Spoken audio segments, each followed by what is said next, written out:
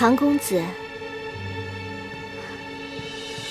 你四处奔走定是劳累，我为你泡了杯香茶，你可以先坐下歇息片刻。不必了，任务在身，就不劳侧妃了。侧妃赐茶，不接只怕不敬。你表现得随和些，接下来才好套话。别闹了。唐公子不必着急，你且安心饮茶，我自会将宫中的情形一一告知。多谢侧妃。啊，对了，侧妃，你宫中的修炼用物都是何人所用啊？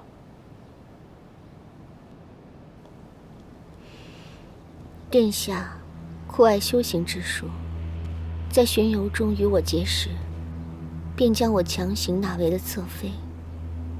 此后，他便常让我做一些修炼用物，灵文符咒与他使用。方才公子所见的净身符便是其中之一。不过，至于殿下为何要此物，又用作何处，那我便不知了。这个裴洛，表面上对将臣一往情深，背后却强抢民女。看来我们猜的没错，他就是狡言违行，这背后一定另有阴谋。那他所用的净身符，可否与我一看？同为术士，自该相助。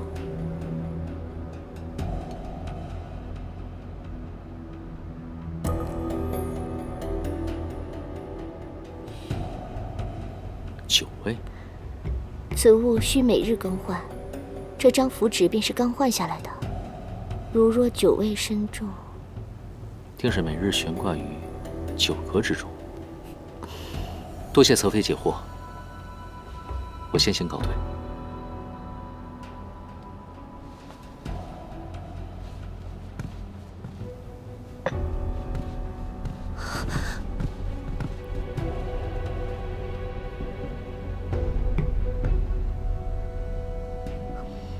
无妨，帝君，言淡，我们来日方长。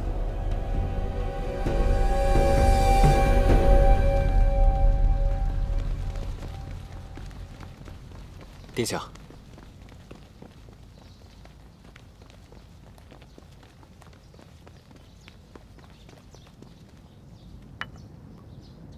不知殿下身上一直所佩的饰物是为何物？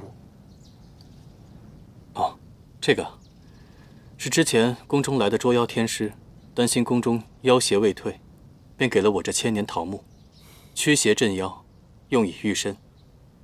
千年桃木实为辟邪神器，可是桃木性烈难调，若碰到相冲之物，必然适得其反。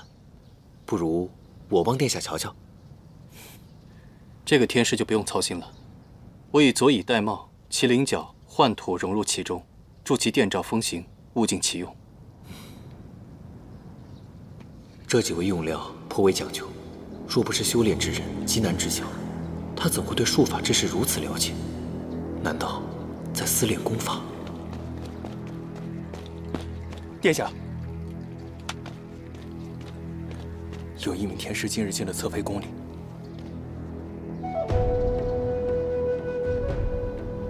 我还有些政务要处理，天师先自饮吧。殿下请便。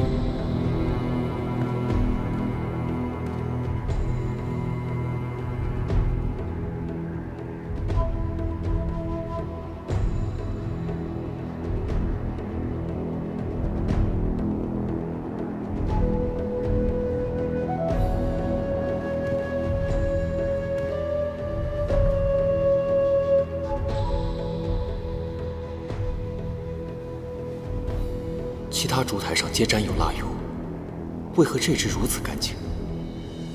除非它不是用来点灯的。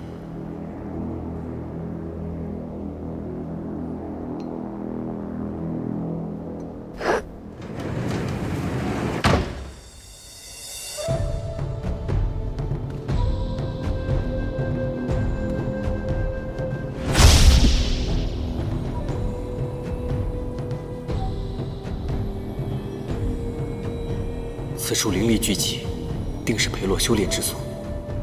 可惜镇妖符在此，唯有唐周能破，便宜这小子了。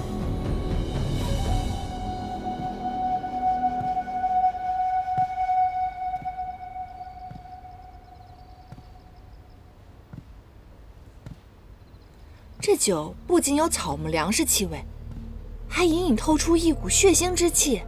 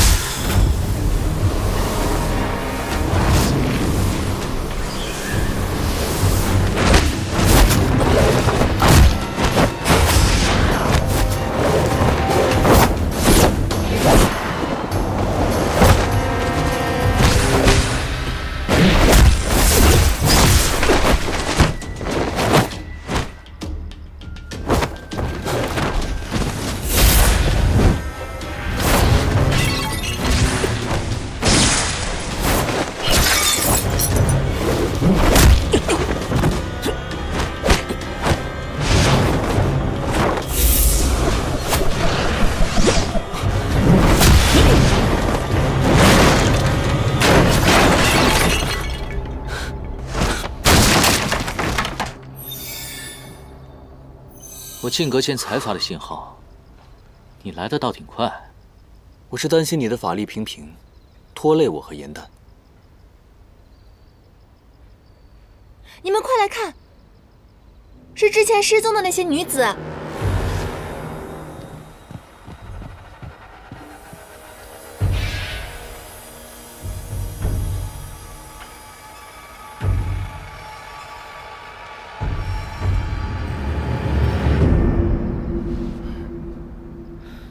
这些女子是被割喉放血而死，看来并非是妖邪所致，而是人祸。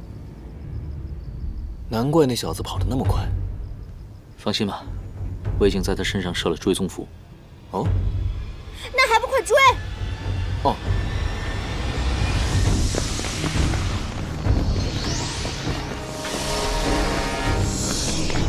这边，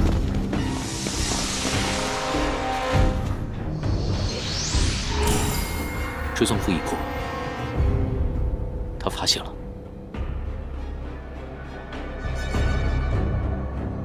来人啊！有刺客！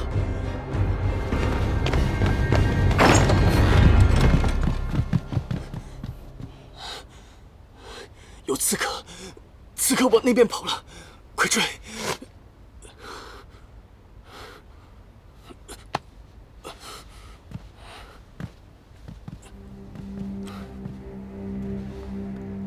殿下不必担心，追踪符设有磷粉，灯火一熄，磷粉亮起，暴露无遗。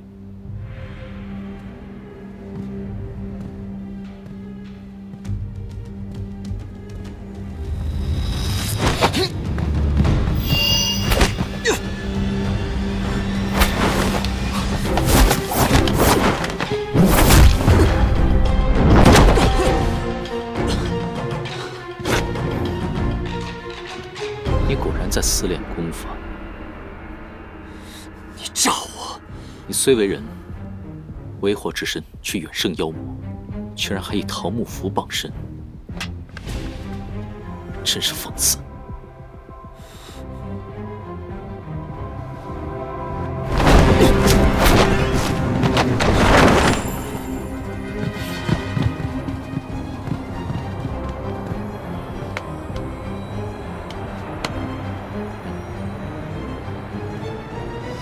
堂堂万妖之王，还不是需要一个肉体凡胎相助？等着吧。别聊了，快点吧。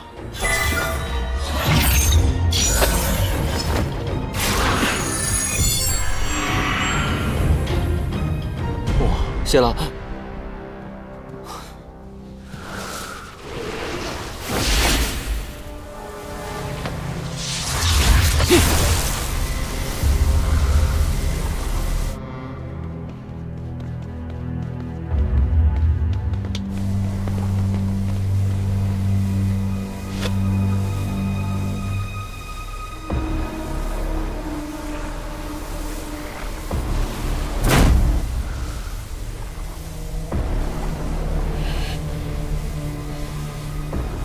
积血文，以血献祭，皆为邪术。残杀子民，以满私欲，怎配为一方王侯？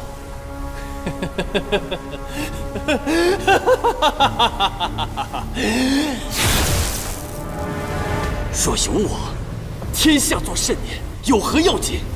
若无我，又何来天下？你为了一己私念，屠戮生灵，陷害挚爱，居然还想把罪名赖在我们的妖的头上！你们身为天师，却携带妖物，道貌岸然，也敢智慧本王？哎，你可是整件事情的始作俑者，可别说把他打回真身这件事，与你无关啊！我与此花有何干系？多说无益。今日我身上这纹路，怕是要多加几道了。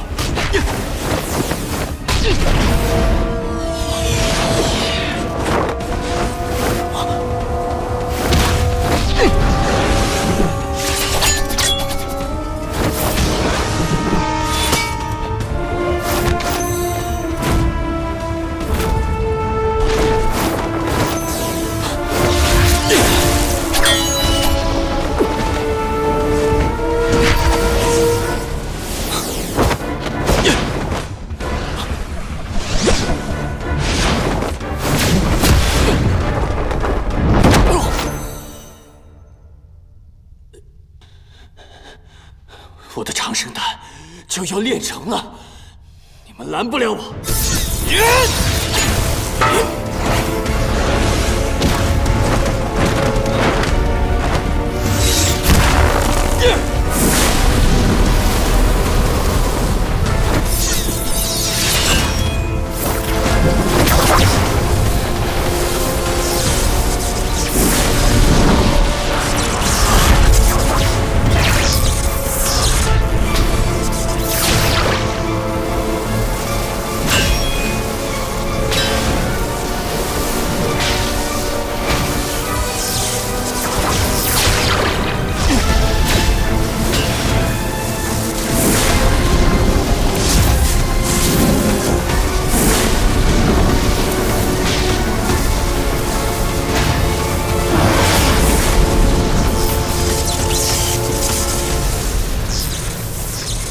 唐昭，你的不离锁对花有用吗？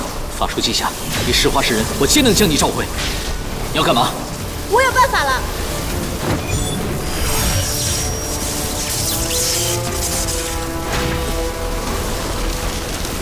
林丹，快走啊！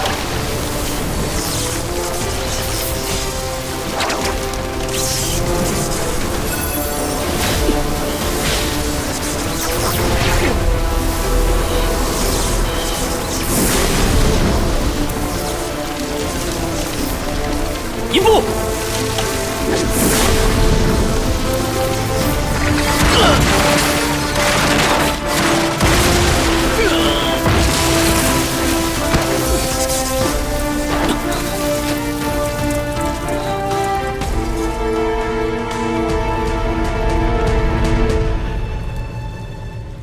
严丹，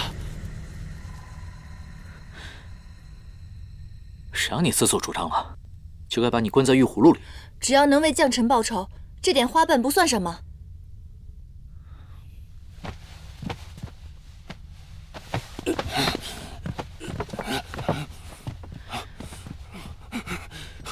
丹药以血淬炼，聚阴生煞，服之五脏俱焚。你将不知血河、乌鸦异象、杀人炼丹的种种罪行嫁祸在将臣身上，你还口口声声地说爱他，你懂什么是爱吗？是他先负的我。王妃久久无出，殿下先前又身怀恶疾，各方常有异动，我等实为忧虑啊。还望殿下早日封妃纳新，子嗣绵延，方可稳定民心啊。本王曾与王妃约誓，终生厮守，唯有彼此，断不可能再纳新人。更何况，本王的旧疾早已康复，不用再劝了。殿下，殿下，莫不是旧疾犯了？快传大夫！是，殿下。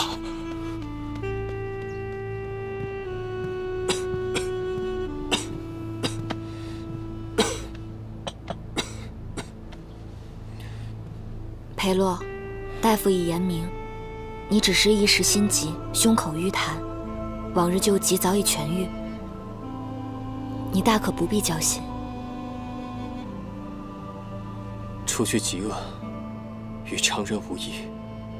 我乃至尊人杰，定是要长命百岁，与天同寿。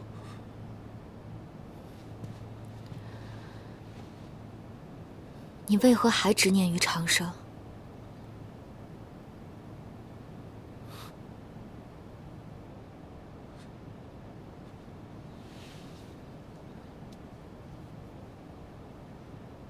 我曾久病缠身，差点投你天人永隔，我怎能不后怕？若我无法长生，民心生疑，这王都迟早有一天都要拱手让人。我顶着谋士的压力，始终不肯纳谏，是因为你我有约定，只有彼此。你若不助我长生，又如何实现厮守终生的诺言？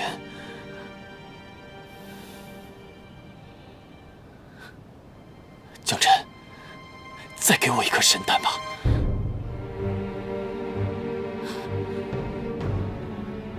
当年你命短收妖，只求多活几日。我祝你如常人般康健，你可以平安到老了。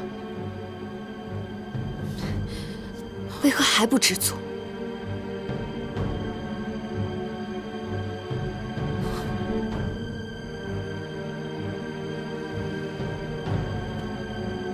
你是药，你可以活千秋万载，可我纵然病愈，也不过寿命数10年。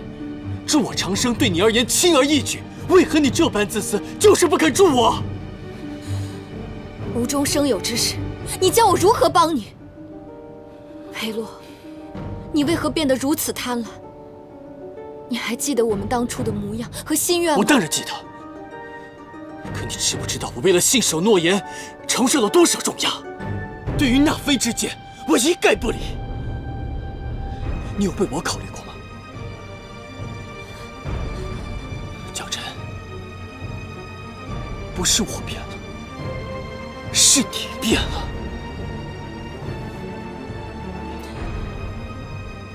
那侧妃绵延子嗣，能安抚你的证据，那你便纳吧。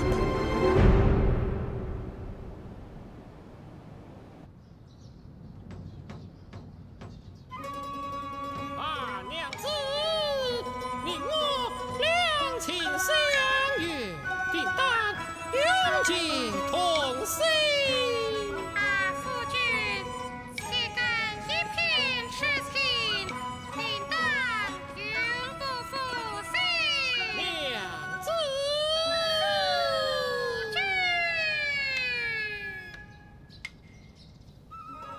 今夕如昨，却物是人非。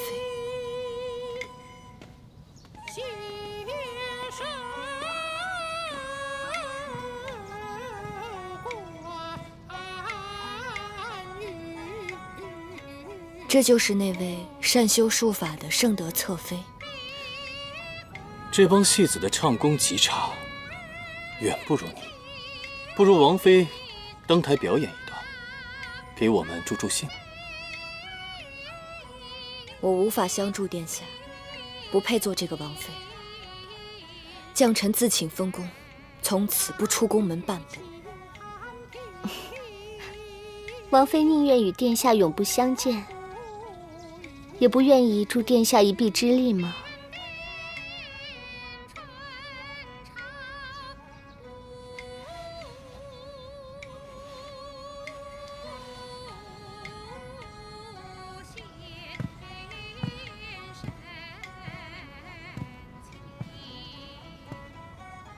将臣，是你先违背了我们之间的誓言，日后莫要后悔。即便我困死宫中，也不后悔。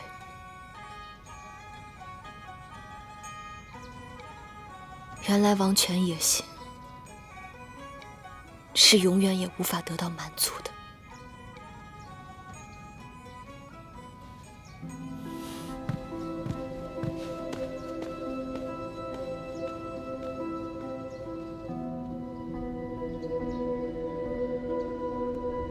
他为了你的王位，不惜暴露自己的腰身，顶罪自戕，甚至损耗自己的妖力，为你拦住了杀人炼丹的煞气。他做了这一切，怎么可能负你呢？他既然说爱我，却不肯助我长生，让我与他长长久久的在一起，那便是不够爱了。若不是他有心隐瞒，我又何苦练此功法，又何苦推他出来顶罪？明明是你执念太深，他并没有瞒你。这世上本无什么长生不老之法，你能活到现在，也不是因为杀人炼丹，而是因为将臣帮你寻了一样宝物，才可以让你延续性命。而你却不知天高地厚，不懂感恩，只知贪婪。此法物于你于他，是祸非福。昔日之言，今日终于应验。你什么意思？将臣为了你，向我多借了20年的光阴。这20年，他只求你快乐。而现如今，心愿已破，戒主已丧，是时候该收回我的东西了。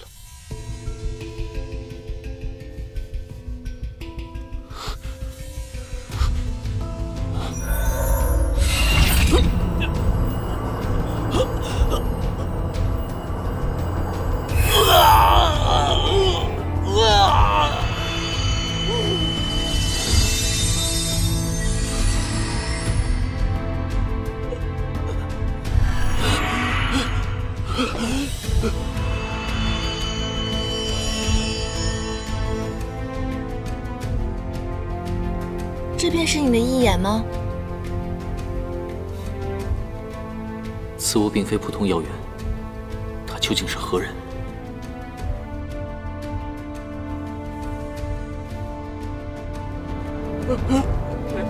你双手已沾满鲜血，天意不容。将臣一定有办法。神丹，匣子里肯定有神丹，匣子里肯定有神丹，你们一定有办法打开它。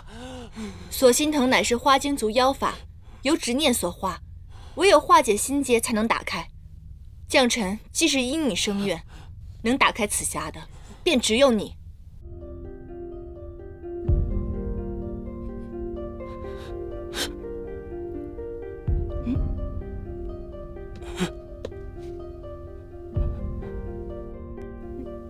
原来将臣想要的是心上人的一滴泪。将臣，裴洛，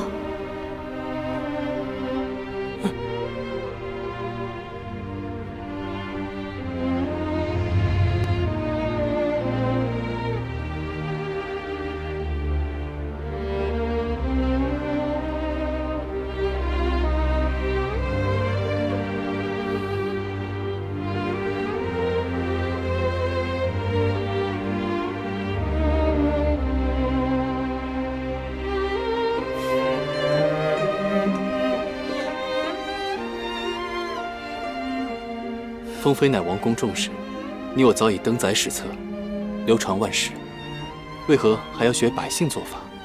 共写婚书啊？我不在乎流传万世，只喜好这婚书，名字共写，好证我们一生一世一双人。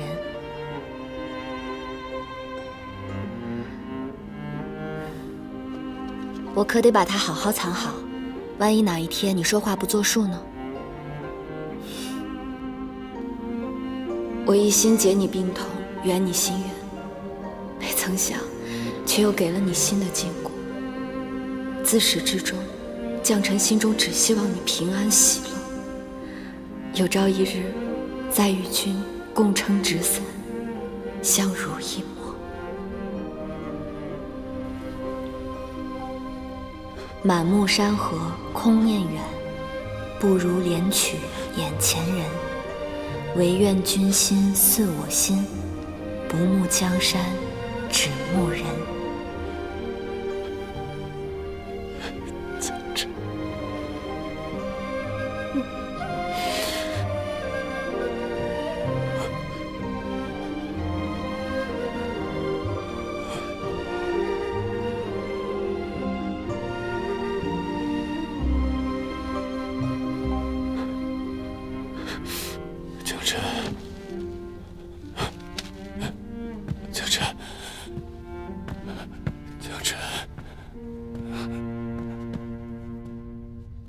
这花里还有将臣的最后一口真气，快让裴洛再看他一眼。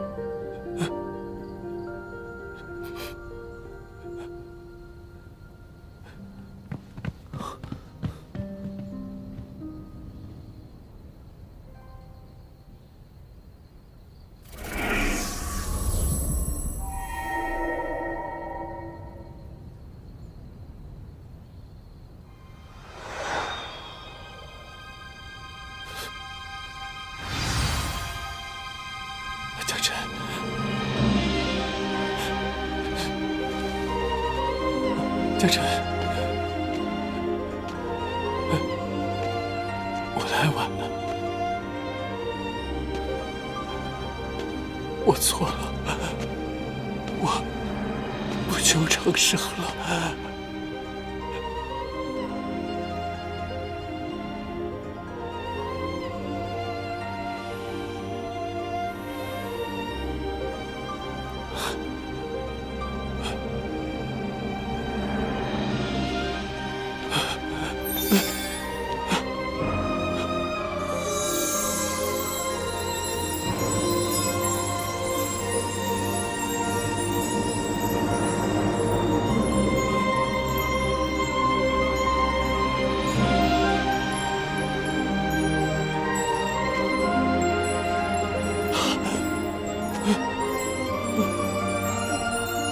将臣，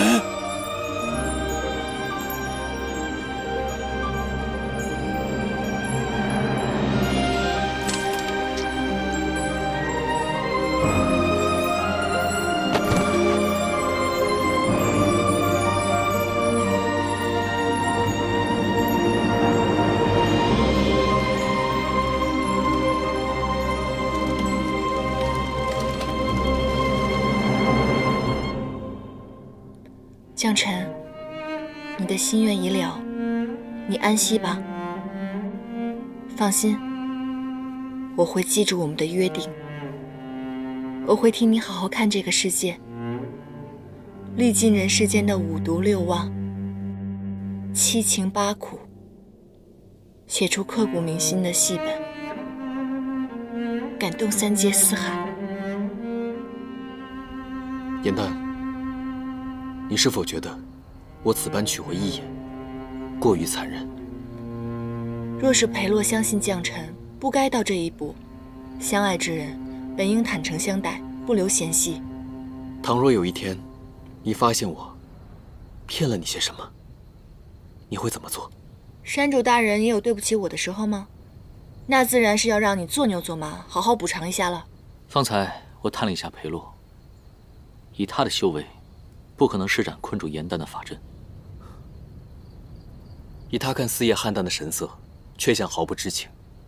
如此看来，伤严丹之人，与此案并无关联。安东王一事，王都必定会大乱，我们得先离开这里。等一下，现如今我已经拿回一眼，我可以催用我的灵力，来化回严丹的人身。之前不都已经说过了吗？现在把它画出来的话，太过于冒险。况且我们来的时候是2个人，现在多出了1个，你觉得别人不会怀疑吗？一切等出去了之后再说。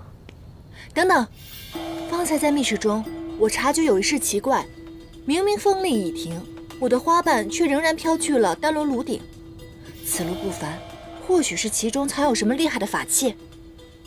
神气里沉，出现时会有万物席卷，烽烟立止之异象。说不定丹炉中藏的就是李晨，我们速速回去一探。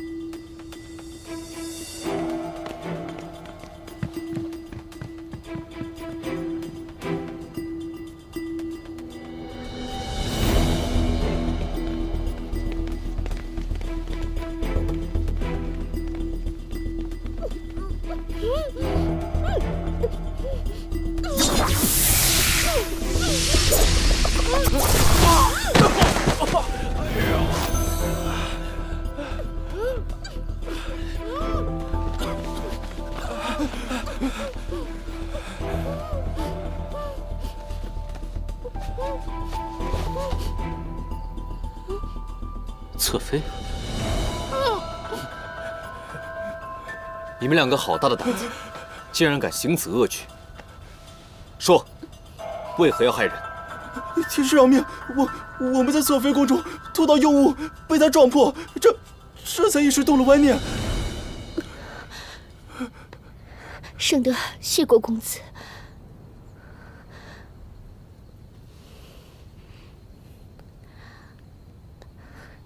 公子救圣德性命，圣德无以为报。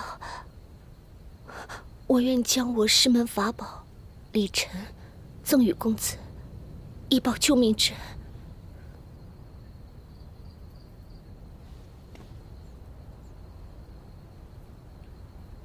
侧妃，我也正在寻找此物，那就有劳侧妃了。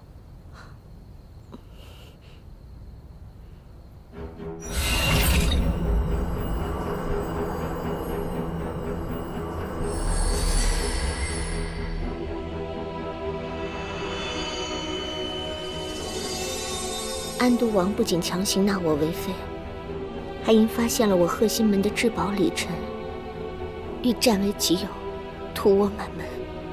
此法器灵力不凡，依法施出，清风席卷，气无力止，万尘可散。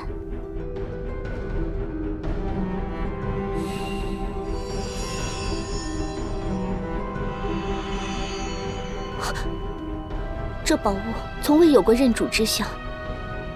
我为修炼之人，知晓所有法器皆有灵性。既然宝物认主，那必定是与公子有缘。公子便请收下吧。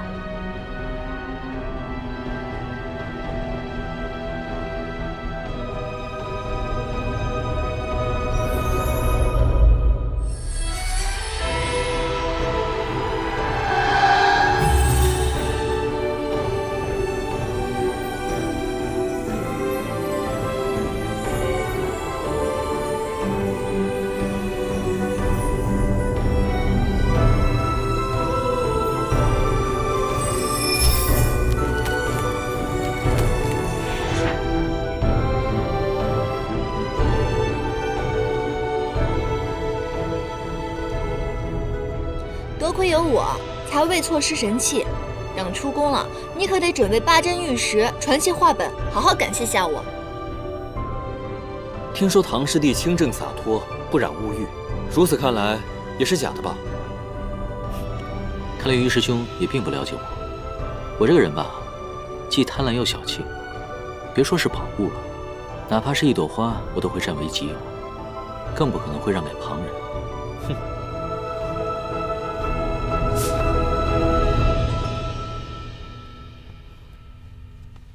此物需通晓玉器法诀，方能使出神力，不然便一如普通浮尘。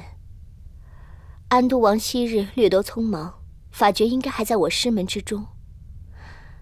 不知诸位可否愿意多费些脚程？看来侧妃的意思是，只有我们送你回师门，才肯将玉器的法诀交予我们。安都王已死，也没有人再限制我的自由。我想重回师门，为师父守灵，只是师门路遥，去途艰险，我孤身一人，不免畏惧。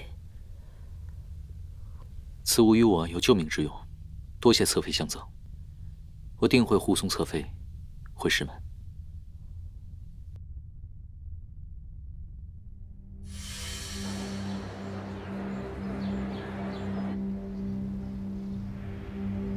盛德去忙了，有些事情我要通知你。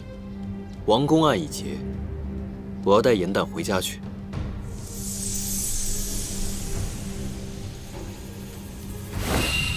他秉性未清，还需继续教化。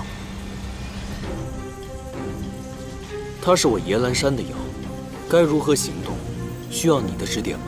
不离所为正，他现在是我的妖。你现在就把这法术解了，不然我就杀了你。阁下的意思是，让我连你一起抓了？那就试试吧。哎，又开始了，这两个人我一个都不敢得罪，真是大王打架，小妖遭殃啊！你要带他走，可曾问过他的心思？好啊，现在我便让你亲耳听听，他是什么心意。不许动，出来说话。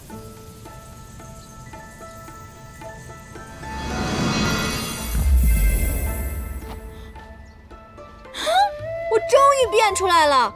我真是在外折腾那么久，我看看我没事吧？我这破竹子怎么还在？啊？在就在吧，在就在。放心吧，莲青依旧是倾力出尘。我得试试我的妖力还在不在。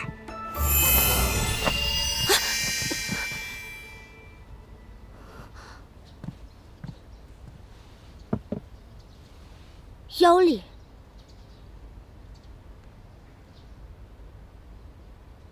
你是何人？为何在此？我是……他是我所抓的小妖，之前呢一直藏于我的袖中。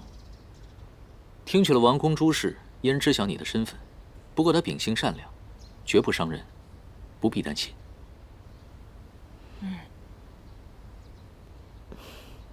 既有唐公子担保，盛德便没有什么顾虑了。姑娘，你叫什么名字？我叫严旦。之前多亏了你给我们线索，这才让我们把安都王的嘴脸给揭穿了。客气了，我还得多谢你们救我于水火呢。不客气，不客气，这是我们应该做的。严旦，唐州已经答应盛德送他回师门了，而且盛德这一路端茶送水，体贴照顾，相处甚好。我们两个就不必再次打扰了，就此别过吧。盛德是客人，不必劳烦他。我向来有严旦伺候，所以他必须留下。唐州，你忘了你身上的使命吗？你可谓是肩负重任，而且人妖殊途，就算再舍不得，终究也是要别离的。我相信，你懂我在说什么。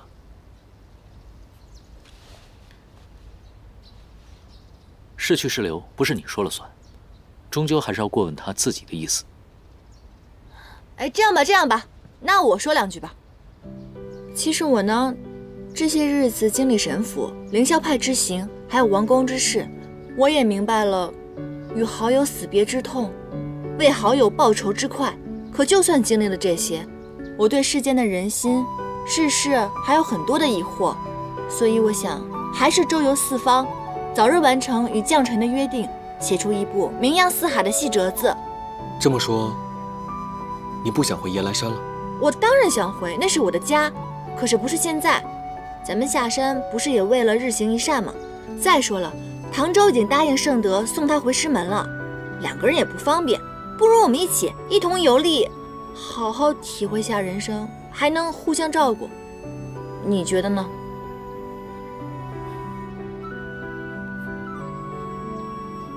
刚才不是你自己说的吗？会尊重他的心意。颜淡，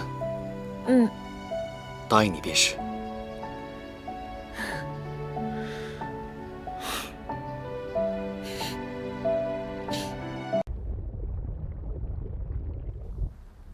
太子殿下，这是灵贝族进献给东海的灵风弓，听闻锋利无匹，急如闪电，对追击那9旗定大有助益。殿下，你要不试试？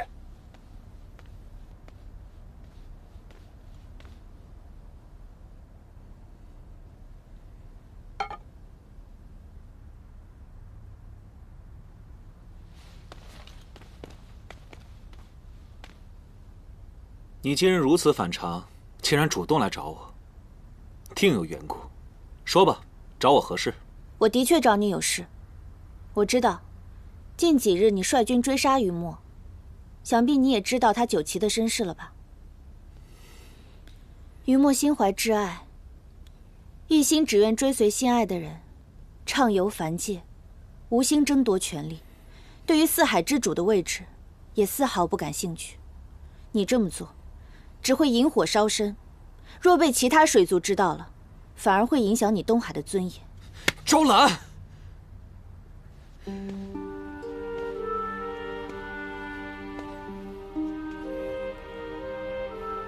你今日主动来找我，竟然还是为了那个雨墨。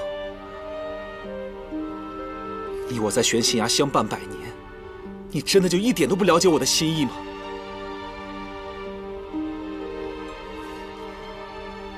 我一直追杀他，真的就只为了那一个尊位？如果你说的是真的，那我们同病相怜。今日我再信你一次，也愿你信我一回。你此话何意？青龙族向来敢爱敢恨，既然于墨心有所属，那我便断了对他的念想。从此之后，我与此人再无关系。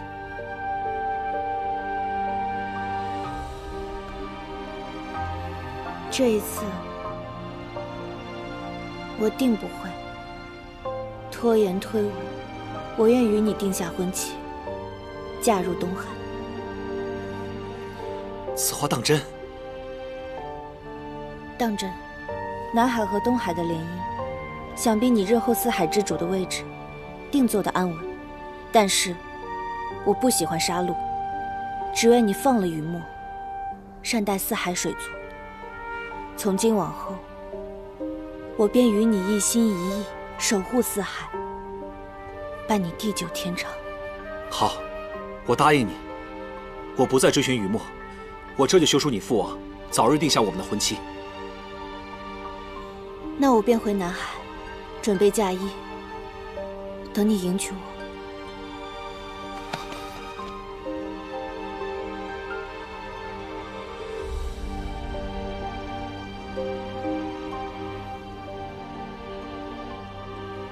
等我。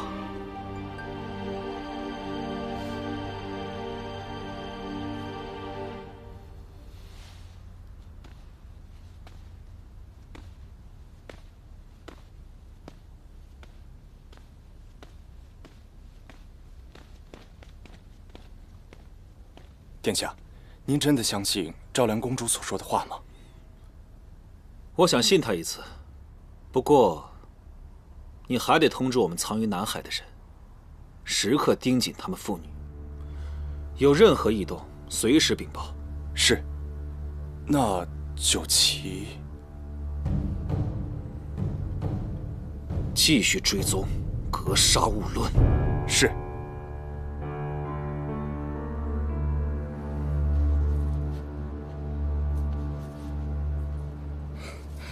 公主，这件嫁衣的衣料是天界所赐，花纹样式皆为上品，你可喜欢？过于华贵，还是换了吧。我倒是觉得此剑甚好。父王。哎呀，父王，您来了怎么不告诉女儿一声？想看看穿嫁衣的你。哎呀，向来只见你机灵骑射、英姿飒爽之貌，却未曾见过这副打扮。公主药来了。你病了？怎未听你提起啊？父王，其实我……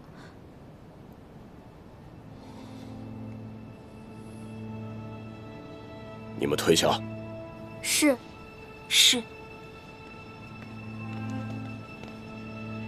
啊，你失了逆鳞？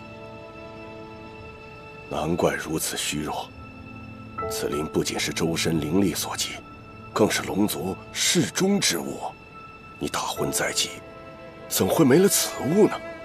有人相助，我与他逆鳞防身。何等朋友，值得献出逆鳞？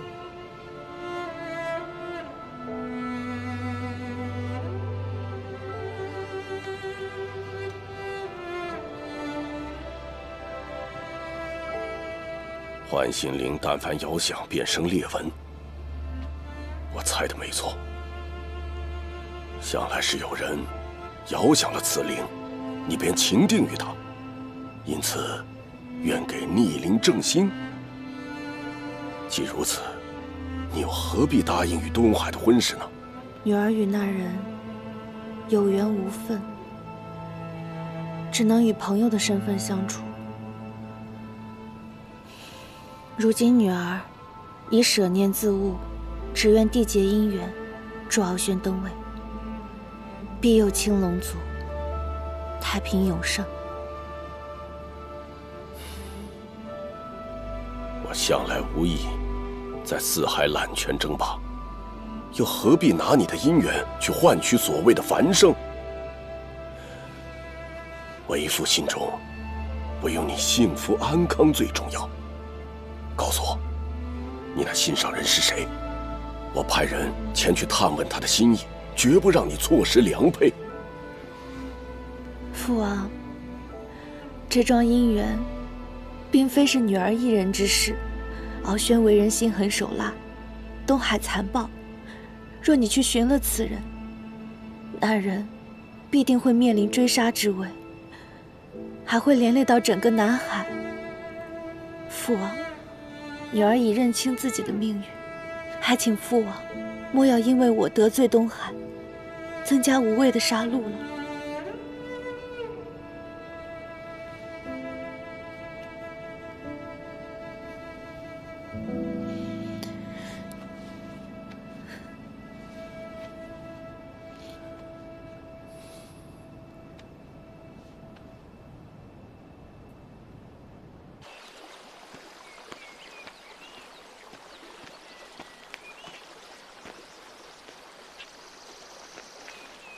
谢啦。没想到，竟然让害你的人逃了，我真是心有不甘啊。没关系的，恶人自有恶人磨，没准绕了一圈还会落在我们手上。哼，又开始吹你我。云墨，我之前看过一本书，这书上写着，若是我们妖死了以后，我们的元神会脱离三界，飞到一个叫夜忘川的地方。若是元神可以忘记过往，成功渡川，便可落入凡尘，重新活过。说不定这样也好呢。说不定，将臣他已经变成了一朵普普通通的昙花，忘却了前尘往事，在世间自由自在的生活。他怎么可能心甘情愿地忘记呢？若是有来世，他一定还希望跟裴洛幸幸福福地在一起啊。颜淡，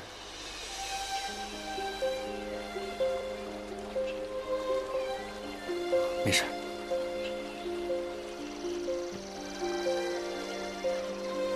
于墨，别伤心啊！爱人虽是，可是你还有爷兰山，还有我，你还有一大家子人关心你呢。你要振作起来。他竟误以为我喜欢将臣。我若是明说，解释将臣得到一眼的原因，只怕他会刨根问底，知晓我隐瞒他失忆一事。颜淡，过往的很多事情，我也不愿再提。但是我与将臣之间，没有任何别的事情。此事，你也不必再挂心。好，好，好，不提不提，我再也不提了。圣德说，他学过卜算之法，可以看到人的过往当下。要不要让他帮你看看？也许你的良缘正在来的路上呢。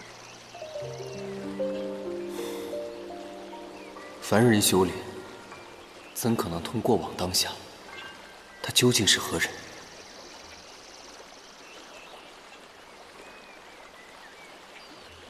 唐公子刚刚走了许久，额上都是汗，我帮你擦擦吧。啊，不必了。师门有戒，不得与女子亲近。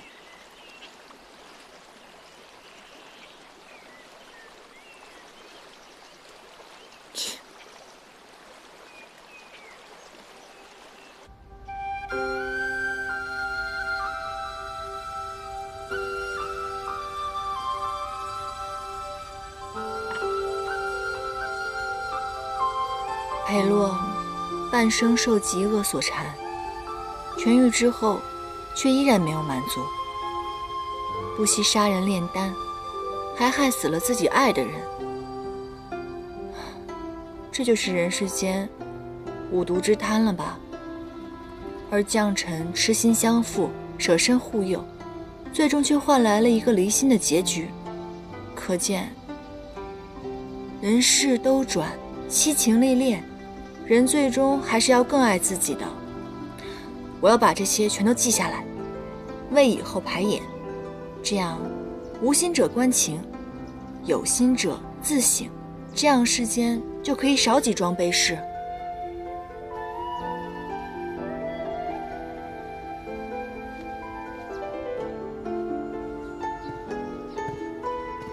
颜淡，哎，圣德，我做了一些小菜，你尝尝看。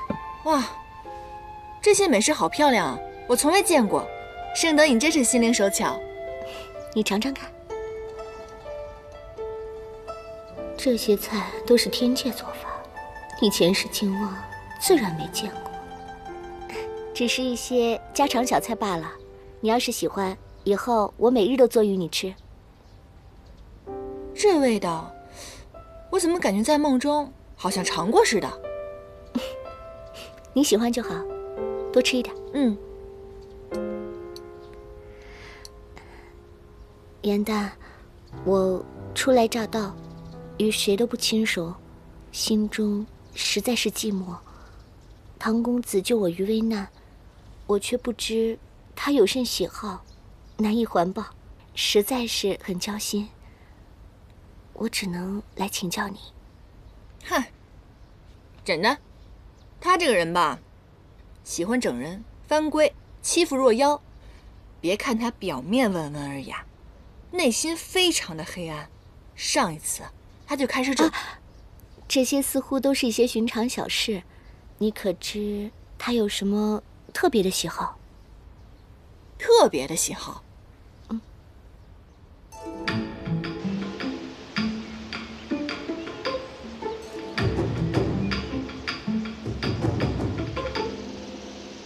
今日之后，我要带他离开这儿。我说过，我要连你一起抓。这么说就是要开战了。好啊，为了以示公平，我绝不用妖力。阁下既然这般小瞧于我，那我也不用灵力，一剑分高下。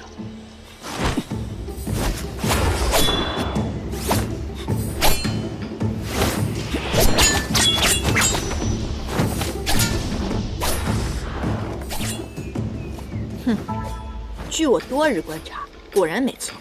唐州此人性情执拗，爱好打架斗殴，什么事情都要分一个你对我错。你看，这不就开始了？唐公子比武习剑，乃上进之举，我倒觉得颇有魅力。这难道就是情人眼里出西施？果然爱情让人麻木。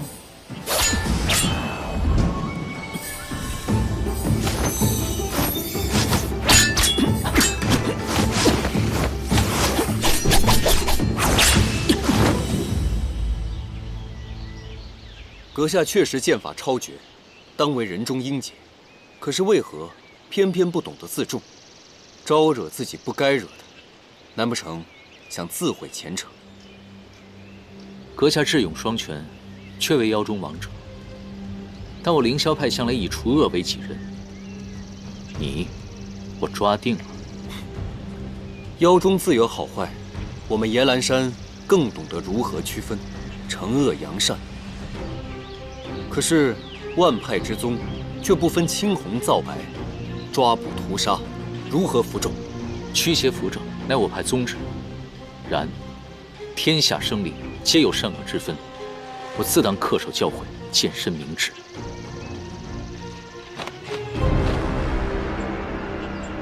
还来？等一下！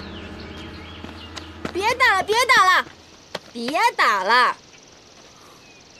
颜淡，你想干嘛？你想干嘛？你，万妖之王，野兰山山主。你呢？堂堂未来凌霄派的掌门人，这说出去都是有头有脸、威震一方的人物，而如今却在这里酣战、争强斗勇，这传出去我都嫌丢人，好吗？他竟然是凌霄派未来的掌门，此派掌门向来灭情绝爱，那他……不过我已经想到了一个万全之策，既然你们两个难舍难分，不如以后我们便一同行动，如何？唐周他身上有顽疾，需要集齐4大神器才能救他的命，不如我们本着仁义之心帮他一把。当然了，你呢？作为回报，你日后若成为掌门人，不可以随意进犯我们野兰山，如何？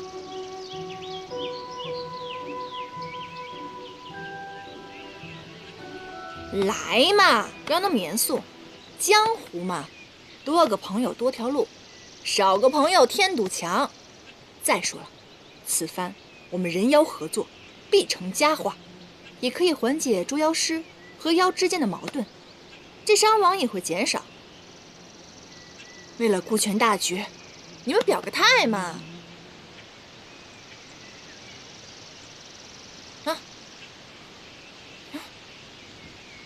好，绝不祸害凡间。必定善恶昭彰。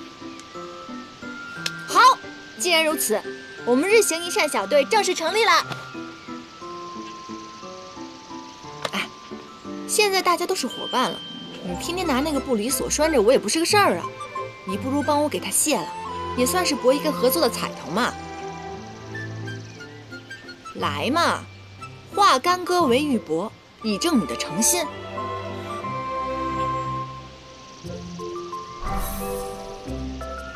法术已除，这个镯子就留给你做纪念吧。我自由了，我自由了！我自由了！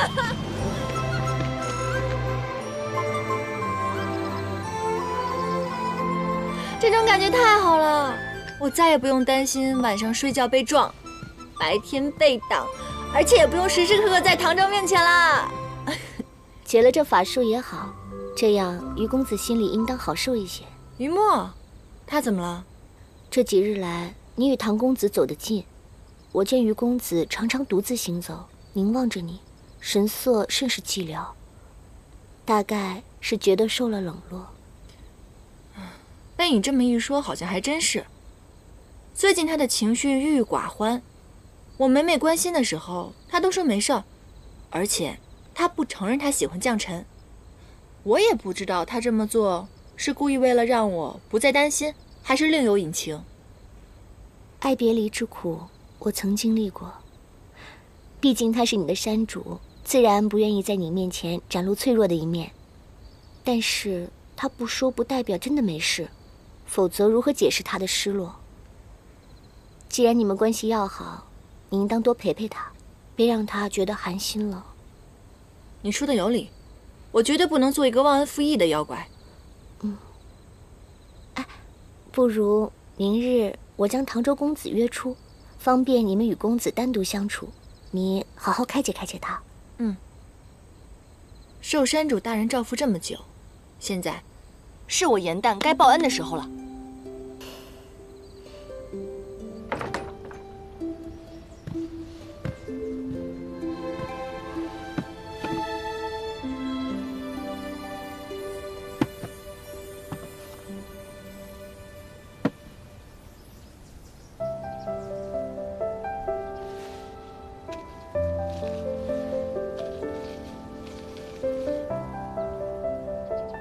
莫伤悲，莫气馁。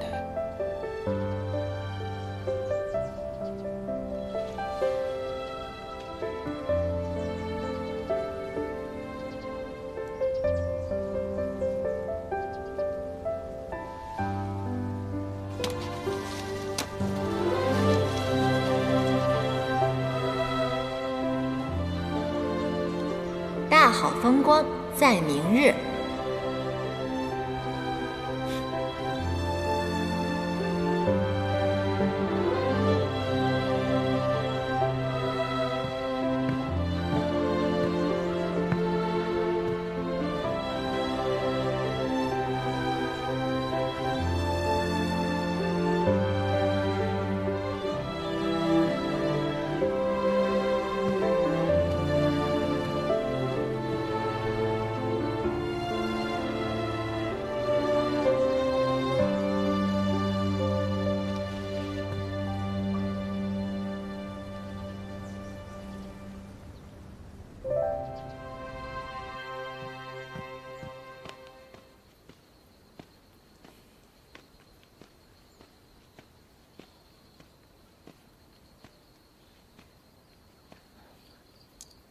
店中小二说，楼上有人寻我。公子见是我邀请，可是失望了。找我何事？生得偶然间得到一副未解棋局，久思未果，想请教公子一番。我不通艺术。怎会不通？不知为何，我每次看到棋盘，或生学艺之念，就会惊慌烦躁，痛心难忍。你曾经说过，你可以看到过往。那么我想请问你一下，为何我每次在梦中看到一位女子在我面前跳桥，梦里我看不清她的容貌，而我每次醒来，我就会自责痛楚。那可是我以前亏欠之人。你竟还记得他？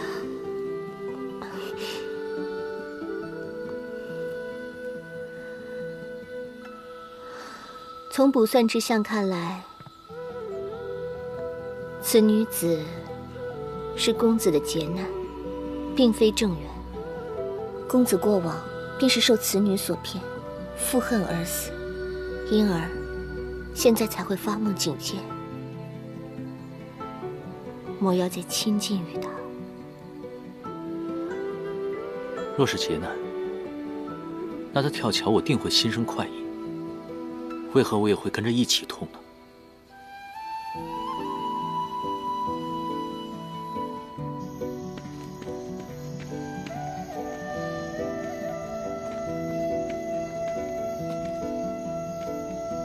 莲青，你来啦！白日在我的房间，你用了很多笔墨，写了那些美好的词语，是为了什么呀？你看，这些是我给你做的天灯。近来我看你心绪郁结，要是我对你不管不问的话，未免也太不仗义了吧？我听闻，凡人如果有烦恼的话，他们会把烦恼写在天灯上，然后放出去，这样烦恼就一并消失了。要不要试一试？来，你写一面，我写一面。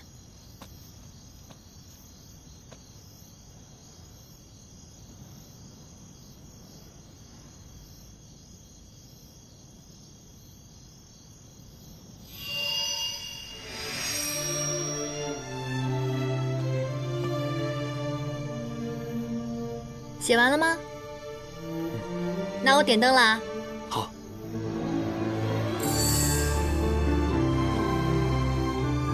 哎，等一下。啊？我想看看你写的是什么。哎，不行！小气，还不让看了？想看我写什么之前，我得先看看你的。哎，啊？你随便看，我什么都没写。因为我刚刚想了想，我好像也没有什么烦恼。无论是在这儿还是在夜阑珊，我都觉得我过得挺快活自在的。纵然生活中有什么困难，那我觉得也是生活的一部分。我不想忘记所有的感觉，我想记住每时每刻。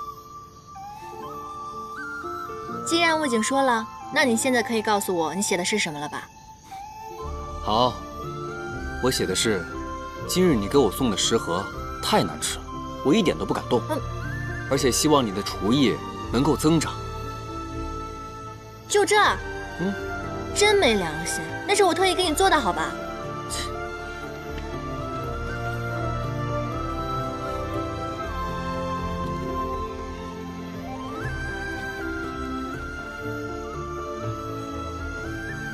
前尘往事，不知是否应当坦诚告知。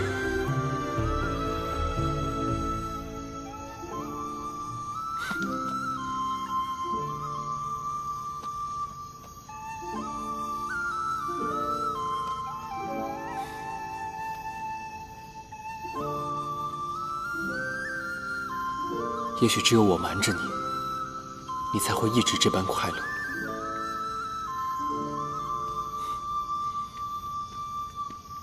咱们一起把它放飞吧。好。我再去拿别的。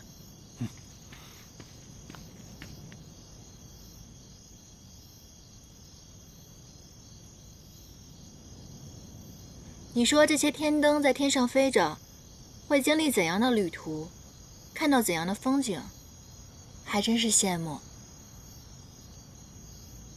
想去看看吗？嗯。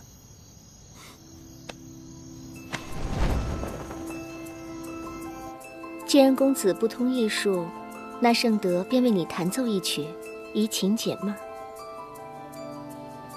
圣。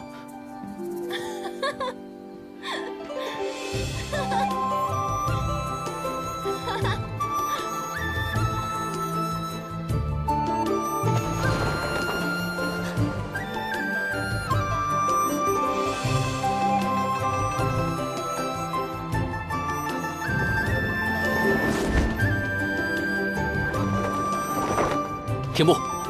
前方是客栈，再向前定会被凡人察觉。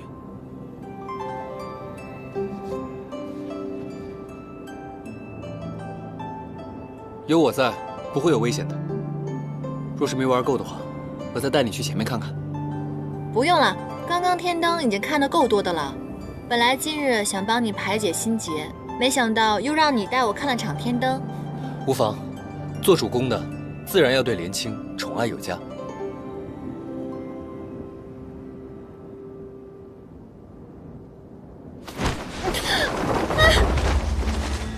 银子，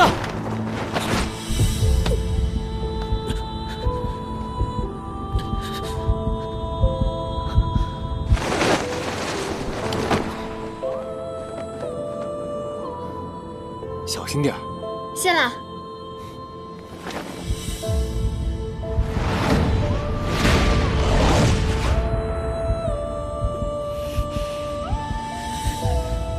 你们是一帮废物吗？救不回我父王，我让你们全部陪葬！请恕罪。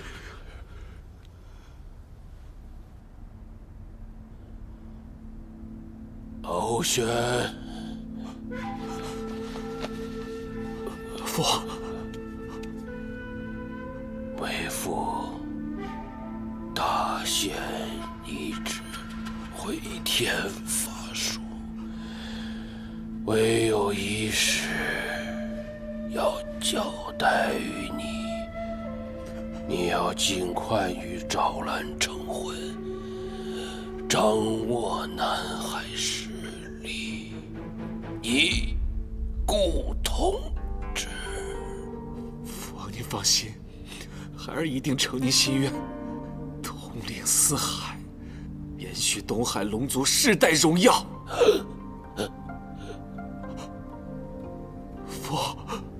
父，父王！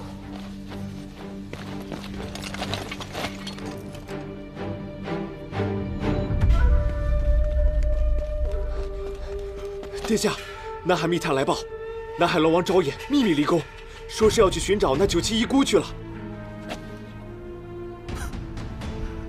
昭兰，你竟然还在骗我！我父王刚死，你们就这么着急另攀他主吗？好，我就教教你们，谁才是真正的龙尊。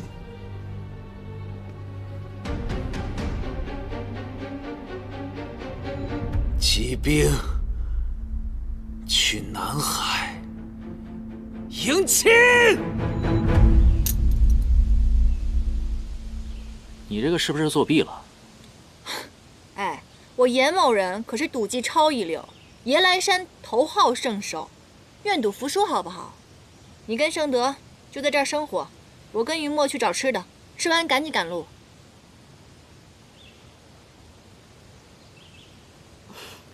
严大姑娘和于公子的感情真好，一刻也不愿意分离。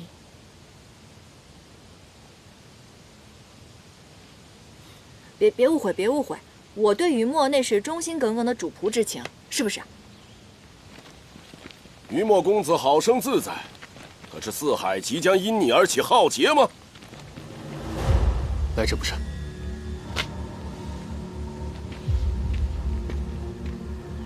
来者何人？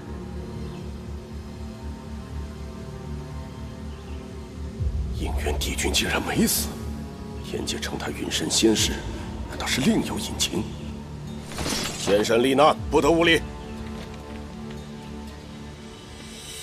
仙神？谁呀？他呀？他是仙神？哇，盛德，你果然没有撒谎，你真的是大罗神仙啊你！行啊你！之前都有得罪啊，多多包涵，多多包涵。唐州竟是下凡历难的仙神，他到底是何人？尊驾，我乃南海龙王昭衍，老夫绝无违抗天条、阻碍历难之意，实在是事涉四海与家事，还请尊驾切莫插手。尊驾不必客气，我如今为凡人，从前往事一概不知。于墨是我的友人，要我袖手旁观，绝无可能。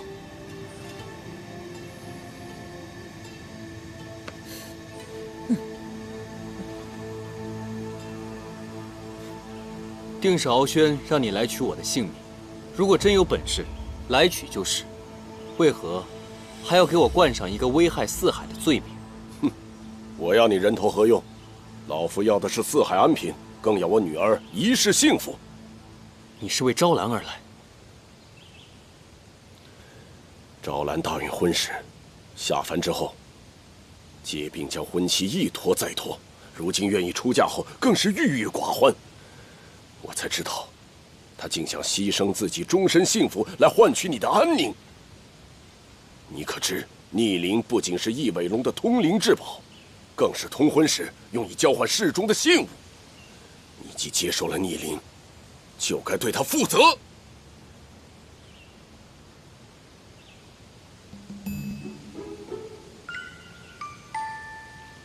你也行啊，于墨，没想到在凡界。我们失散了仅仅月余，你就获得了龙族公主的芳心啊！夜来山子嗣绵延的重任提前完成了。闭嘴！这不是为你高兴吗？龙王殿下，此物的意义我全然不知，如果知晓，我绝不会收的。一派胡言！若非你蓄意哄骗撩拨于他，为何你遥想了他的幻心灵，接受了逆鳞，却从未见你来南海提亲？如今婚期将至，昭兰心在你处，逆鳞物在你手，南海被指背弃盟约，你却携美，到处游玩，悠哉乐哉，为父为君，今日必定要为此讨个公道。哎，龙王息怒，误会了，误会了。我们山主品行正直，绝对不是那种朝三暮四、骗取少女芳心的不义之徒。话说，这很巧嘛，我们夜来山其实正在杀鸡宰羊，搜索各地奇珍异宝，准备向招兰姑娘下聘呢。闭嘴！这不缓和下气氛吗？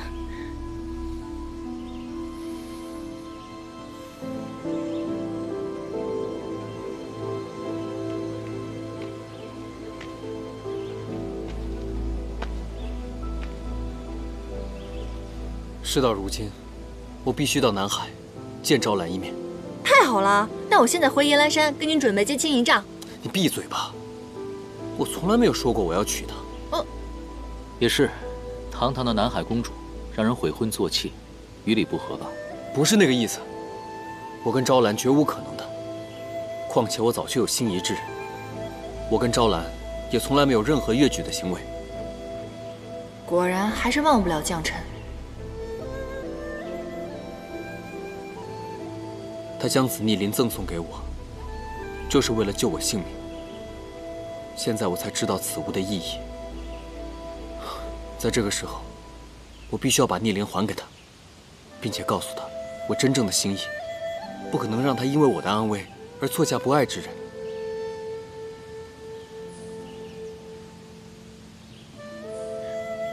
颜淡，你陪我一同去吧。我啊？不行，除非我也一起。不可。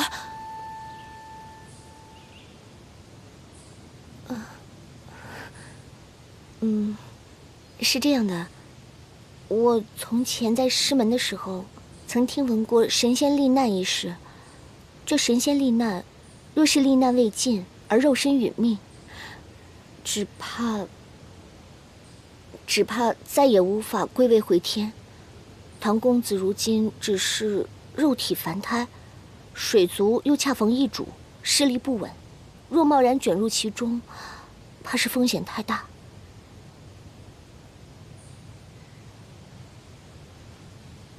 不要紧。昔日我遇难之时，相救的小仙曾和我说过，我仙衣破损，若无四大神器修护的话，早晚仙里会外泄而死。所以我早已无所畏惧。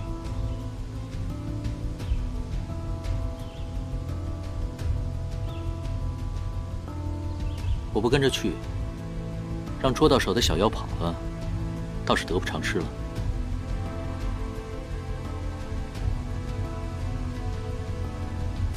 那行，要不这样吧，咱们4个一起去呗，先解决了于梦的桃花劫，再送圣德回师门，这样行了吧？赞成。正好我在师门的时候，会一些修习补元之术，能助唐公子稳定些许仙力。帝君下凡罹难，若无仙衣保护，神器御身，必会神形俱灭而亡。除非他再服下半颗邯郸之心。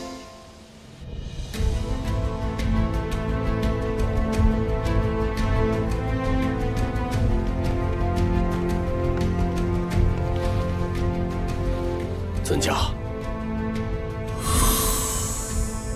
为了不干涉尊家的罹难，只能委屈您在龙宫中蒙面，还请上神见谅。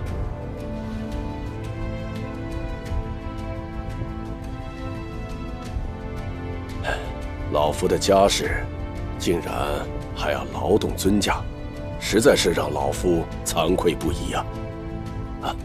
请。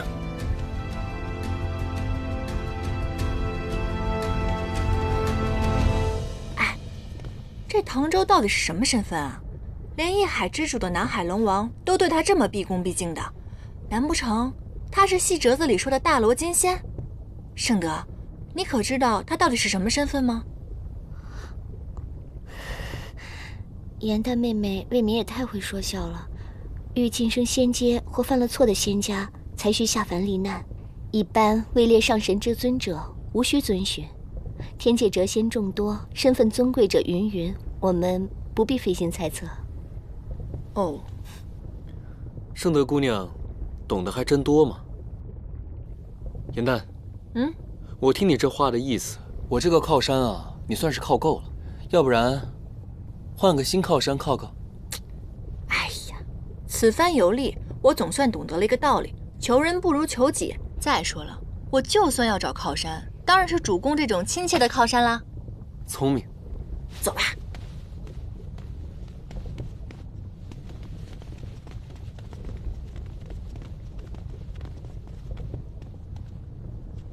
殿前亲卫乃本王亲选，没有虎符，不得变动。你们是谁？